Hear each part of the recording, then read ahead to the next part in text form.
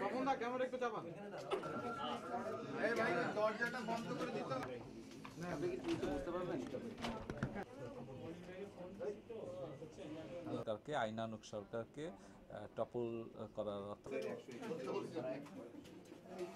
গতকাল দুপুরে গুলশান থানায় ৩২ নম্বর একটা মামলা দায়ের করা হয়। এই মামলাটি মূলত সেনাবাহিনীকে বা সশস্ত্র বাহিনীকে উস্কানি প্রদানের মাধ্যমে একটা নির্বাচিত সরকারকে আইনানুগ সরকারকে টপল করার অর্থাৎ এটা উৎখাত করার ষড়যন্ত্রের অভিযোগে পেনাল কোডের ১৩১ ধারায় একটি মামলা দায়ের হয়।